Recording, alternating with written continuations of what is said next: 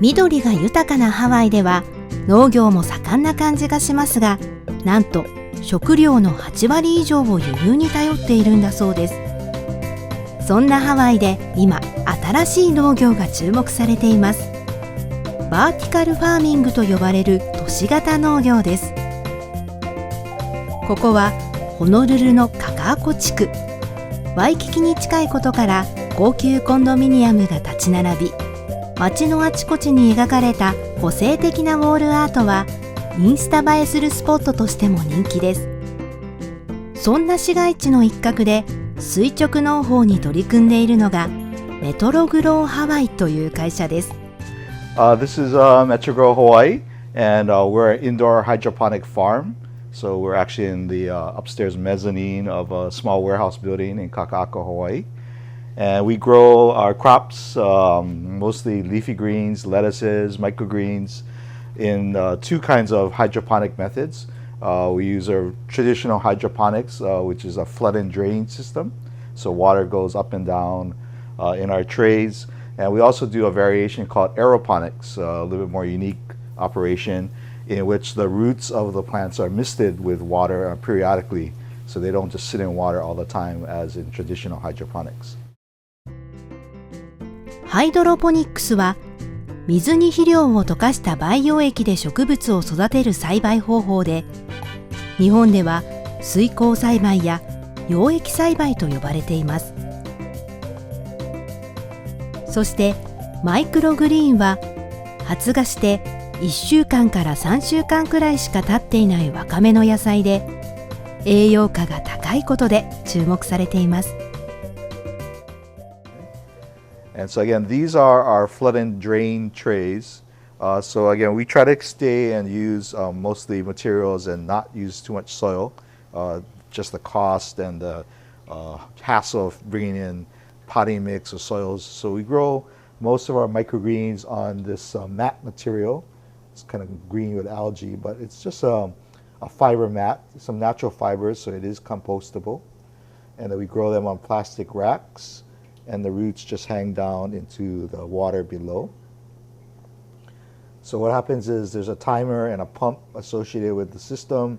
So the pump will pump the water up just to below the level of the stems of the plants. So the roots get wet, and then it will drain back down. So it has time to get oxygen and grow correctly. So instead of just sitting in water all the time, the water goes up and down, and that helps the plants to grow much more efficiently and quickly.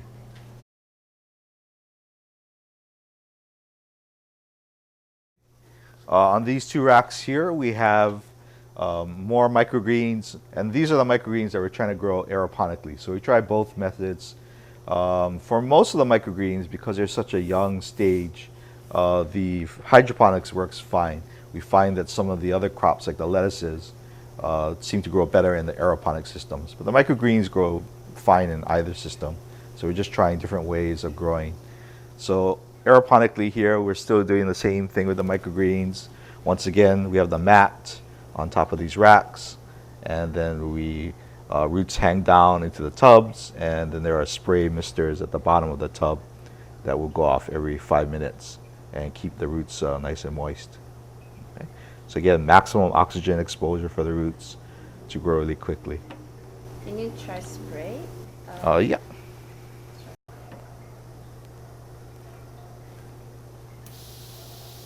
This is a very, very fine mist, and that's optimal. We don't want to really soak the roots too much. We just want the mist to spray periodically and keep the roots moist.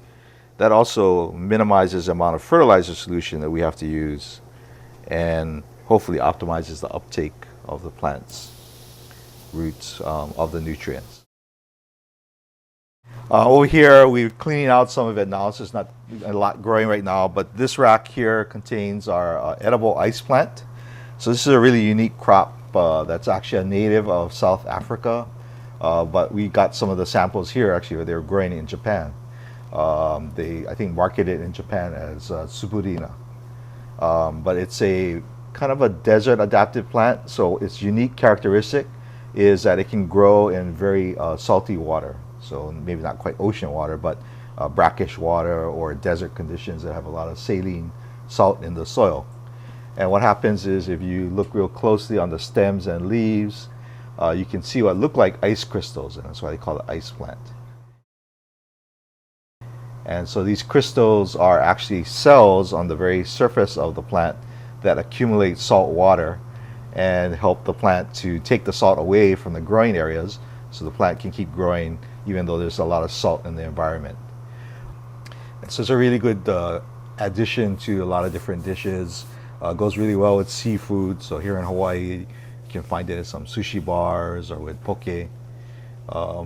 So it's a really popular plant right now for us, and we're just trying to grow more because the chefs are looking to get more and more of this stuff.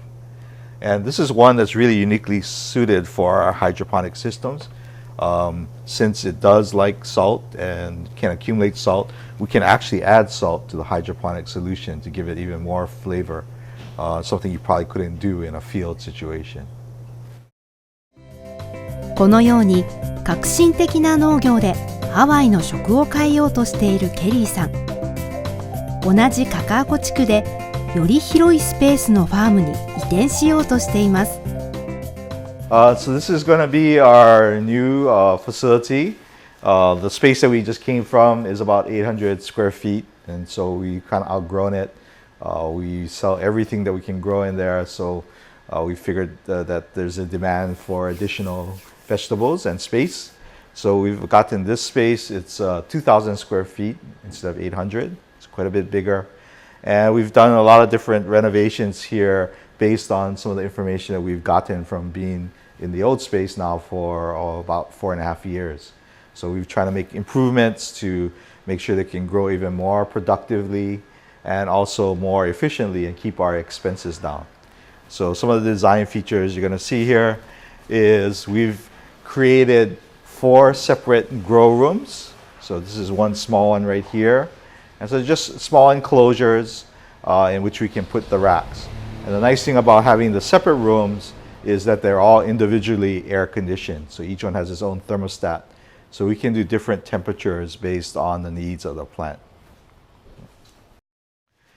One unique feature that we have is we're collecting the condensate that comes off of the air conditioners and storing that water to be filtered and then reused at some point for the plants again. So we should be able to conserve quite a bit of water. So this is just water that comes out of the humidity that's in the air. So even it's been a while, we're not growing anything, but already we've collected quite a bit of water. So once the plants are in here, we should be able to recirculate quite a bit of water with this system. The Japanese, I think, have been at the forefront and cutting edge of this type of growing for a long time. And so we hope that we can take some of that information and knowledge and apply it to global food production capabilities. And here in Hawaii is a natural sort of bridge between here and the U.S. mainland, I think.